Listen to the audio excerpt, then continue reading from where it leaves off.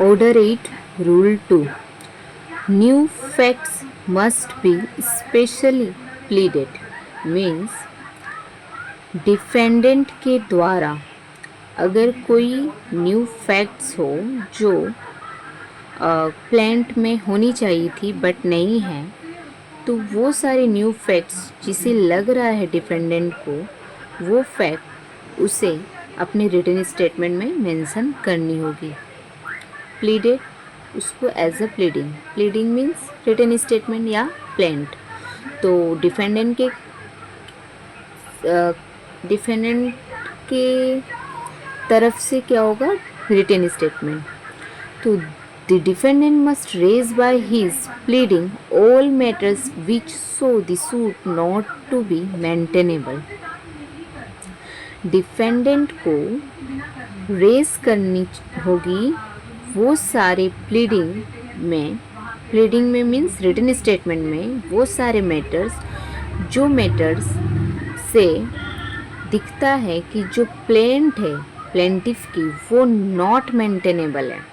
ठीक है, वो सारे मैटर्स को अपने प्लीडिंग में डिफेंडेंट को मेंशन करनी होगी। और that the transaction is either void or voidable in point of law.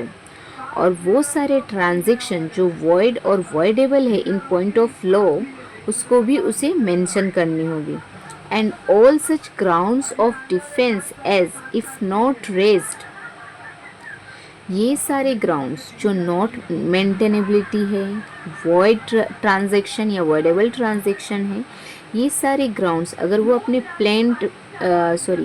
अगर वो अपनी प्लीडिंग में मीन्स रिटन स्टेटमेंट में मेंशन नहीं करता है और आगे जाकर जब सूट की एविडेंस स्टेज आती है तब वो अगर रेज करे और उस वक्त प्लेंटिफ अगर सरप्राइज हो कि ये तो रिटन स्टेटमेंट में मेंशन नहीं की गई थी, ऑब्जेक्शन रेज नहीं किया गया था तब, तो इस सरप्राइज ना हो इसीलिए इस रूल 2 में दी हुई है कि रिटन स्टेटमेंट जब फाइल की जाएगी तभी डिफेंडेंट को ये सारे जो एलिगेशंस है प्लेंटिफ के अगेंस्ट या फिर डिनायल है वो सारे उसको रेज करनी होगी।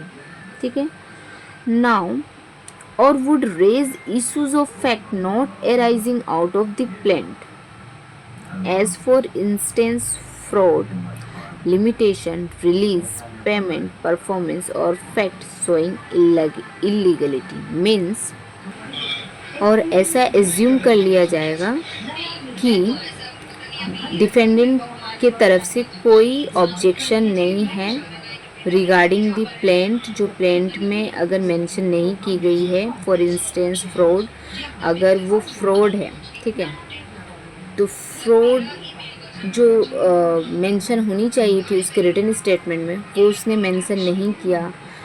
लिमिटेशन जो है प्लेंट की लिमिटेशन बार हो चुकी है, तो फिर इन दिस केस में भी वो अपने रिटन स्टेटमेंट में ऑब्जेक्शन रेज नहीं करता है। Limitation of the plaint, release, payment, performance, contract performance हो चुकी थी लीगली तौर पर, और प्लेंट में जो लिखा हुआ है कि डिफेंडेंट ने अपनी परफॉर्मेंस नहीं की है, तो अगर वो ऑब्जेक्शन रेज नहीं करता है रिटन स्टेटमेंट में कि हाँ मैंने तो परफॉर्मेंस किया था, कॉन्ट्रैक्ट का हुआ है, तो ये फैक्ट ऑफ शोइंग इलीगलिटी, अगर जो फैक्ट्स है वो इलीगलिटी, ये सारी चीज़ें अगर वो अपने रिटन स्टेटमेंट में मेंशन नहीं करता है तो ऐसा एज्यूम कर लिया जाएगा कि वो उसकी तरफ से कोई ऑब्जेक्शन रेज नहीं है, वो एक्सेप्ट करता है अपनी गलतियों को।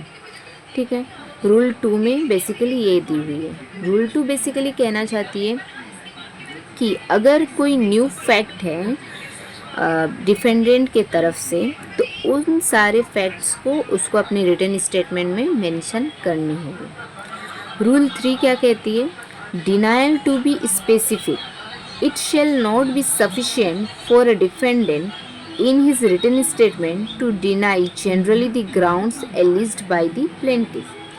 It is not sufficient कि डिफेंडेंट जो है सारे एलिगेशन को डिनाई करता है अपने रिटन स्टेटमेंट में, but the defendant must deal specifically, परंतु डिफेंडेंट को स्पेसिफिकली क्या करनी चाहिए?